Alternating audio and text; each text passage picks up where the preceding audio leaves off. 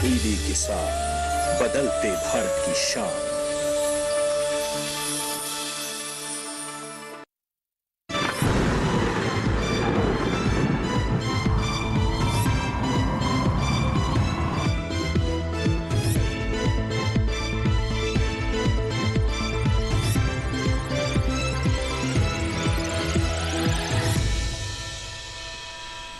नमस्कार, मौसम खबर में आपका स्वागत है। आपके साथ मैं हूं अंजू सिंह।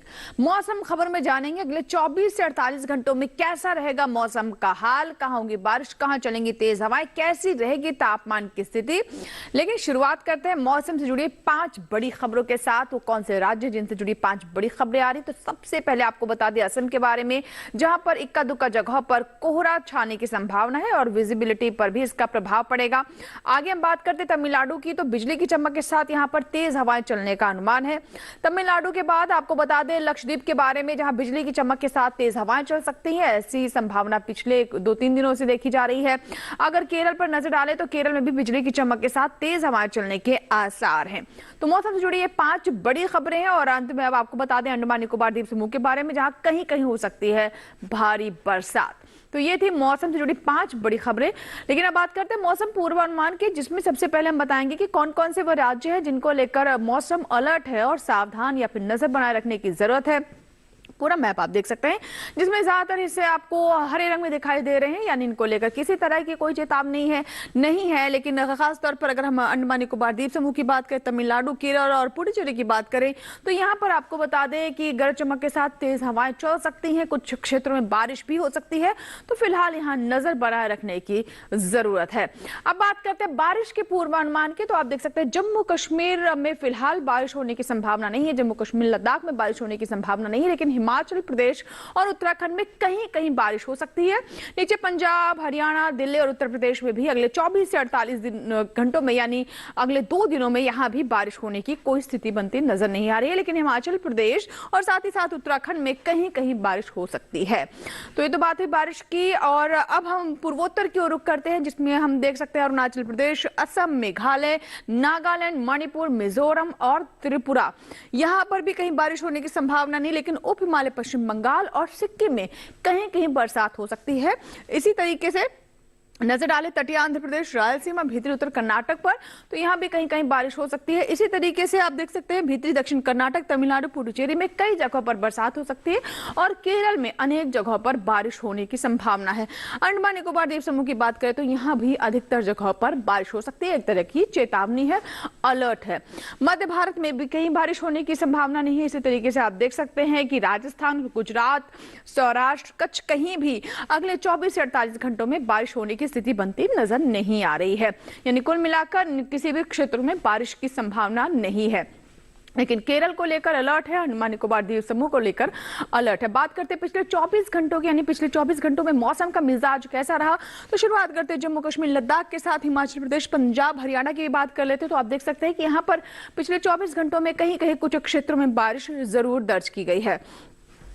पंजाब, हरियाणा और साथ ही साथ आप देख सकते हैं कि हिमाचल प्रदेश में भी और जम्मू कश्मीर और लद्दाख में भी पिछले 24 से 48 घंटों में बारिश दर्ज की गई है। दक्षिण की ओर रुख करते हैं, पुडुचेरी, तमिलनाडु, केरल और साथ ही लक्षद्वीप की बात कर लेते हैं। यहाँ आप देख सकते हैं पिछले 24 से 48 घंटों में यहाँ भी काफी तेज हवाएं चली हैं, गरज चमक के साथ बौछारें भी पड़ी है और केरल में काफी बारिश भी हुई है। इसी तरीके से तटीय आंध्र प्रदेश और रायलसीमा पर नजर डालें तो तटीय आंध्र प्रदेश में भी काफी तेज हवाएं चली हैं और कुछ क्षेत्रों में बरसात भी हुई है। और इसी के साथ यहां रुकेंगे छोटे से ब्रेक के लिए, कहीं मत जाइएगा, देखते रहें मौसम खबर।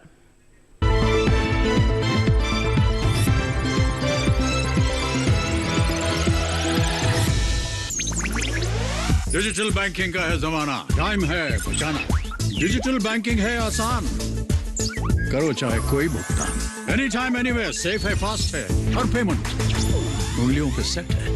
लेन देन के हैं ऑप्शंस कई, IMPS, NEFT, UPI भी। 24 घंटे करते ये काम, पेमेंट आसान और रहे आराम। RBI कहता है जानकार बनिए, सतर्क रहिए।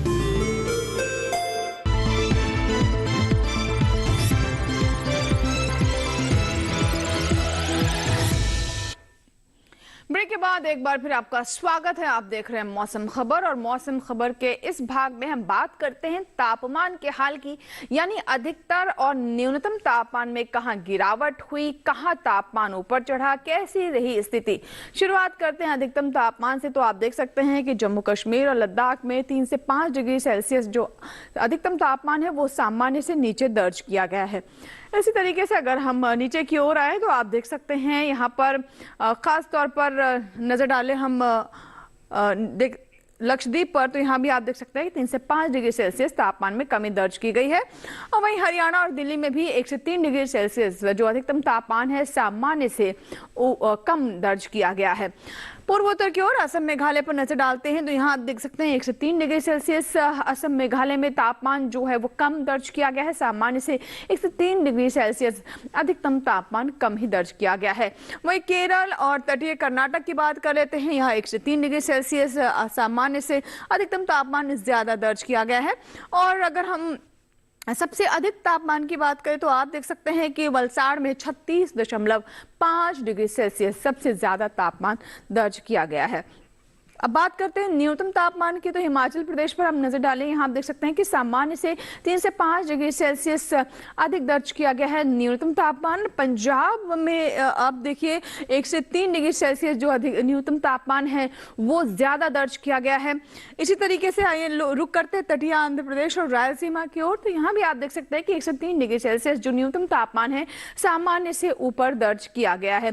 तो अधिकतम तापमान के बाद हम आपको हाल बता रहे हैं न्यूनतम तापमान, जिसमें अब पश्चिमी राजस्थान, सौराष्ट्र, कच्छ की बात कर लेते हैं तो यहां भी आप देख सकते हैं न्यूनतम तापमान 1 से 3 डिग्री सेल्सियस ज्यादा दर्ज किया गया है। इसी तरीके से अगर हम सबसे कम तापमान की बात करें तो आप देख सकते हैं मलान खंड में सबसे कम तापमान 9.3 डिग्री सेल्सियस दर्ज किया गया है। और आइए अब जानते हैं देश के अन्य हिस्सों में कैसा रहा अधिकतम और न्यूनतम तापमान।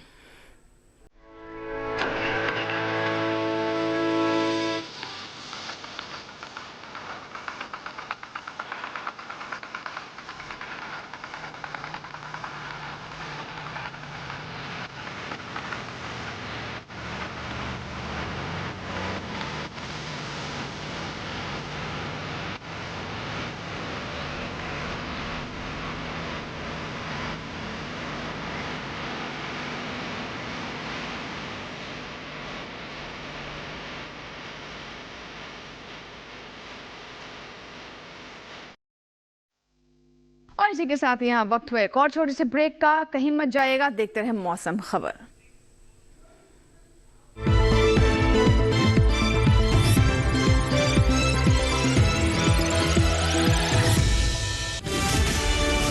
ये भूमि सर्वधर्म समभाव की भूमि है। काफिरों को उनकी औकात जरूर दिखाना। आस्था का मूल्य प्राणों से अधिक होता है लुटेरे, फिर मरने के लिए तैयार हो जाओ। रूल सिर्फ हमारे रिलीजन का है, उस इंडिया का नामो निशान को मिटा देंगे। अब कोई भी मंदिर, किला या मस्जिद का निर्माण नहीं हो सकता। हमारी सहायता कीजिए। धर्म परिवर्तन करने के लिए विवश किया जा रहा है। इतने समय से हम सभी धर्मों के साथ शांति पूर्वक रह रहे थे। अब समय आ गया है इन पशुओं को खदेड़ भगाने का, जिन्होंने धूर्तता की सीमा को पार कर दिया है। जीत या हार के लिए नहीं, हम अपने अस्तित्व के लिए लड़ेंगे।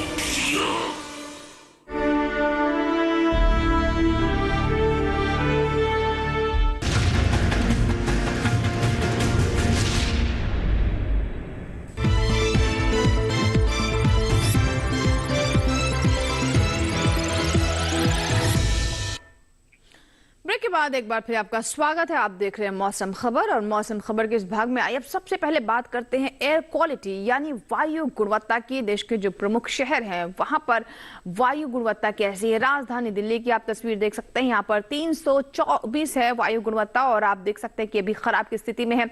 लखनऊ की बात करें तो तस्वीर काफी बेहतर है, 50 से नीचे है जो कि काफी अच्छी स्थिति है। और वहीं अगर हम पटना की बात करें तो देखिए कल से यहाँ पर स्थिति और बिगड़ी है। पटना में 302 है वायु गुणवत्ता जो कि अब थोड़ी खराब से खराब की स्थिति में पहुंच गई है। बेंगलुरु में 50 से नीचे है और अभी भी यहाँ पर स्थिति काफी अच्छी बनी हुई है वायु गुणवत्ता की।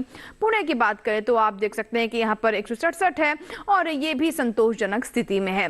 और अगर कोलकाता की बात करें तो ये देख सकते हैं 194 है, लगभग 200 के आसपास है, लेकिन अभी भी संतोषजनक श्रेणी में है। मुंबई में वायु गुणवत्ता 144 है और ये भी संतोषजनक कैटेगरी में है। तो हम आपको बता रहे हैं देश के जो मुख्य शहर हैं वहां की वायु गुणवत्ता के बारे में, और इसी कड़ी में अब हैदराबाद की बात कर लेते हैं। 127 है यहाँ की वायु गुणवत्ता और ये भी संतोषजनक श्रेणी में है।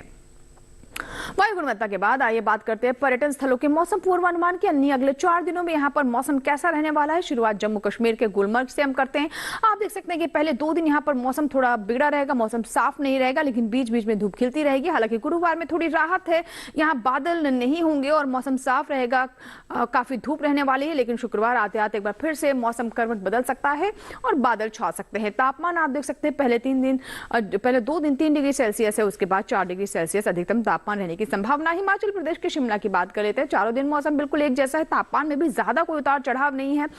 मंगलवार को जहां अधिकतम तापमान 16 डिग्री है, वहीं न्यूनतम तापमान 4 डिग्री सेल्सियस, लेकिन उसके बाद मौसम में कोई बदलाव नहीं और ना ही तापमान में किसी तरह का उतार चढ़ाव है। आप देख सकते हैं कि 17 डिग्री सेल्सियस पर अधिकतम तापमान अगले 3 दिनों में कांस्टेंट रहने वाला है। तो शिमला की स्थिति है, बादल चारों ही दिन छाए रहेंगे। हरियाणा के कुरुक्षेत्र की बात कर लेते हैं तो 5 दिन आपको बताएं मौसम बिल्कुल साफ रहने वाला है, ना ही बादल छाने की संभावना है, ना ही बारिश की कोई स्थिति बनती नजर आ रही है और ना ही कोहरे जैसे हालात है।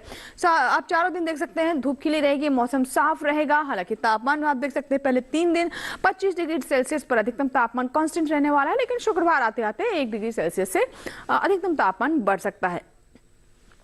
आइए बात करते हैं उत्तर प्रदेश के वाराणसी की। तो यहाँ आप देख सकते हैं कि चारों दिन फॉग और मिस्ट की स्थिति रहेगी, थोड़ी विजिबिलिटी भी इससे प्रभावित हो सकती है।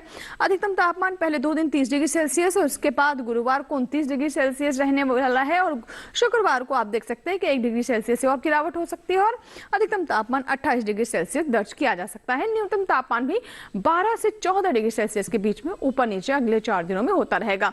ओडिशा की पुरी की बात करें तो आप देख सकते हैं यहाँ मौसम काफी बेहतर है। चारों ही दिन धूप खिली रहेगी, आसमान साफ रहेगा, बादल छाए रहने की या फिर बौछारें पड़ने की कोई संभावना नहीं है। अधिकतम तापमान कांस्टेंट 30 डिग्री सेल्सियस पर रहेगा, न्यूनतम तापमान 19 से 20 डिग्री सेल्सियस अगले 4 दिनों में पुरी में रहने की संभावना है। इसी के साथ ही आइए बात करते हैं अगले पर्यटन स्थल की, जो कि मिजोरम के आइजोल की हम बात कर रहे हैं। अब हालांकि चारों में से आप देख सकते हैं कि 3 दिन यहाँ पर फॉग एंड मिस्ट की स्थिति है, लेकिन गुरुवार को बौछारें पड़ सकती है, गरज चमक के साथ बौछारें पड़ सकती हैं। अधिकतम तापमान 24 से 25 डिग्री सेल्सियस के बीच में ही रहेगा चारों ही दिन। न्यूनतम तापमान भी पहले 3 दिन 11 डिग्री सेल्सियस है, लेकिन शुक्रवार आते आते 1 डिग्री सेल्सियस से न्यूनतम तापमान गिर सकता है और 10 डिग्री तक पहुंच सकता है। तेलंगाना के निजामाबाद की बात कर लेते हैं। चारों ही दिन यहाँ पर फॉग एंड मिस्ट की स्थिति रहेगी, यानी विजिबिलिटी पर असर रहेगा। अधिकतम तापमान 31 डिग्री सेल्सियस, न्यूनतम तापमान 15-16 डिग्री सेल्सियस चारों ही दिन रहने की संभावना है। तो तेलंगाना के निजामाबाद की स्थिति है, फॉग एंड मिस्ट यानी विजिबिलिटी पर भी इसका प्रभाव बना रहेगा, लेकिन अधिकतम तापमान 31 डिग्री सेल्सियस, न्यूनतम तापमान आप देख सकते हैं कि 15 से 16 डिग्री सेल्सियस के बीच में बना रहेगा। तमिलनाडु के ऊटी की बात कर लेते हैं। पहले 3 दिन काफी बारिश होने की संभावना, जैसे कि हमने आपको मौसम पूर्वानुमान में बताया कि तमिलनाडु में बारिश होने की संभावना बनी हुई है। शुक्रवार को हालांकि मौसम साफ रहेगा, लेकिन अगले 3 दिन यहां पर बारिश बनी रहेगी। अधिकतम तापमान 14 से 16 डिग्री सेल्सियस के बीच में चारों ही दिन ऊपर नीचे होता रहेगा। न्यूनतम तापमान 10 डिग्री सेल्सियस पर कांस्टेंट रहेगा। तमिलनाडु की हम बात कर रहे हैं, जिसमें हम नजर डालते हैं महाराष्ट्र के महाबलेश्वर की। ये भी काफी फेमस टूरिस्ट स्पॉट है। मंगलवार को यहाँ पर बादल छाए रहेंगे, धूप खिलती रहेगी बीच बीच में, लेकिन उसके बाद 3 दिन जो है वो काफी अच्छे रहने वाले हैं। मौसम बिल्कुल साफ रहेगा, ना ही बारिश की कोई संभावना है और ना ही तेज हवाएं या गरज चमक की कोई स्थिति बनती नजर आ रही है। अधिकतम तापमान आप देख सकते हैं 24 से 25 डिग्री सेल्सियस अगले 4 दिनों में यहाँ पर बना रहेगा। गोवा के पणजी की बात कर लेते हैं। आप देख सकते हैं मंगलवार को हालांकि बादल छाए रहने की स्थिति है, लेकिन उसके बाद मौसम बिल्कुल साफ है। अधिकतम तापमान 34 डिग्री सेल्सियस और न्यूनतम तापमान 22 डिग्री सेल्सियस पर अगले 4 दिनों में यहाँ पर कांस्टेंट बना रहेगा। तो गोवा के पणजी अगर आप जाना चाहते हैं तो कुल मिलाकर अगले 4 दिन काफी बेहतर रहने वाले हैं। हालांकि मंगलवार को थोड़े बादल छाए रह सकते हैं, लेकिन उसके बाद मौसम बिल्कुल साफ रहेगा। तो ये तो बात हुई पर्यटन स्थलों के मौसम पूर्वानुमान की। आइए बात करते हैं खेती किसानी की, जिसमें हम आपको बताते हैं कि अलग अलग क्षेत्रों को लेकर हमारे किसानों को विशेषज्ञों की राय के अनुसार कौन कौन से कृषि कार्य करना चाहिए, किस फसल को लेकर किस तरह की सावधानी बरतने की जरूरत है। आइए जानते हैं। मध्य प्रदेश में गेहूं की बुआई करे, गेहूं के खेत में सिंचाई कर ले। किसान सरसों की बुआई करते रहे, सरसों के खेत में सिंचाई कर ले, सरसों के खेत में जरूरी उर्वरक डाले। यहाँ लोबिया की बुआई कर सकते हैं, साथ ही मटर भी बोए। मध्य प्रदेश में कपास के खेत में सिंचाई करे, कपास के खेत में जरूरी उर्वरक डाले। किसान टमाटर की रुपाई करते रहे, यही बैंगन और भिंडी की रुपाई कर सकते हैं। वहाँ के किसान लाल मिर्च और फूल गोभी की रुपाई कर ले, इसके अलावा गाजर की रुपाई करे।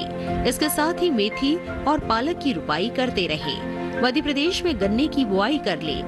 छत्तीसगढ़ में धान के खेत में पर्याप्त नमी बनाए रखें, किसान गेहूं की बुआई कर सकते हैं। गेहूं के खेत में जरूरी उर्वरक डाले, यहाँ सरसों की बुआई कर ले। सरसों के खेत में निराई कर सकते हैं, सरसों के खेत में सिंचाई करते रहे। वहीं कुसुम और कपास की बुआई कर ले।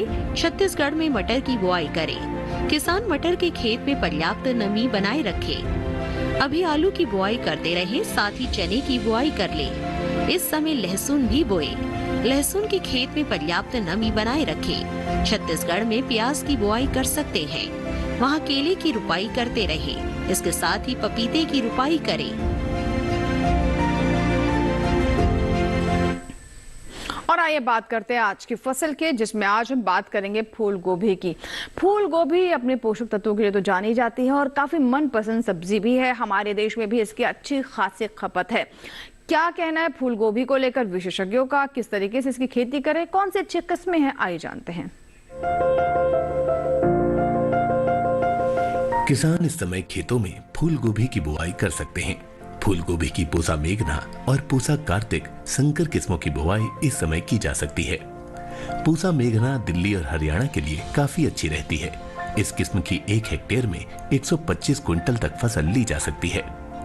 पूसा मेघना का आकार मध्यम होता है, इसमें हरे डंठल होते हैं और पूरे किनारे वाली पत्तियां होती हैं। इसके फूल का रंग सफेद होता है। वहीं पूसा कार्तिक संकर की बुआई पंजाब, उत्तर प्रदेश, बिहार, झारखंड, पश्चिम बंगाल और असम में की जा सकती है। इस किस्म की 1 हेक्टेयर में 149 क्विंटल तक की पैदावार ली जा सकती है। इसका आकार मध्यम, फूल सफेद और वजन 475 ग्राम तक होता है। बुआई से पहले खेत को अच्छी तरह जोतकर समतल जरूर कर लें। बुआई करते समय पौध से पौध की दूरी 45 सेंटीमीटर और कतार से कतार की दूरी 30 सेंटीमीटर रखें। 1 हेक्टेयर के लिए 400 से 500 ग्राम बीज काफी रहेंगे। फसल को रोग से बचाने के लिए बिजाई से पहले बीजों को उपचारित जरूर कर लें। बीजोपचार से मिट्टी और बीज जनित रोगों से बचाव होता है। फूल गोभी को अधिक खाद और उर्वरक की जरूरत होती है। जब पौध 4 से 6 हफ्ते की हो जाए तो उनकी रोपाई कर लें। रोपाई के तुरंत बाद और फिर 7 से 10 दिन के अंतराल पर सिंचाई करें। इसके अलावा खरपतवार पर काबू पाने के लिए महीने में 2 बार निराई जरूर करें। ऐसा करने से फसल अच्छी होगी। फसल को सुंडी और हीरक पतंगा से बचाने के लिए स्पाइनोसेट दवा की 2 मिलीलीटर यानी 2 छोटे चम्मच मात्रा को 10 लीटर पानी में मिलाकर छिड़काव करें। इसके अलावा रस चूसने वाले कीटों की रोकथाम के लिए थायामेथोक्साम की 2 ग्राम मात्रा यानी 1 छोटा चम्मच को 10 लीटर पानी में मिलाकर छिड़काव करें। ध्यान रखें कि जहां कीटों का अधिक प्रकोप हो, सिर्फ वहीं दवा का छिड़काव विशेषज्ञों की सलाह से करें। इससे लागत में भी कमी आएगी और पर्यावरण और सेहत को भी नुकसान कम होगा।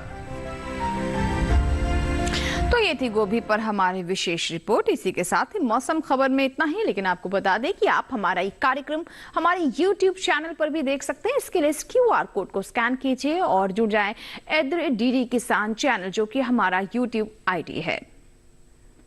उम्मीद करते हैं मौसम खबर से हमारे किसानों को मदद मिल रही होगी। मौसम का ताजा हाल और कृषि सलाह लेकर फिर होंगे हाजिर।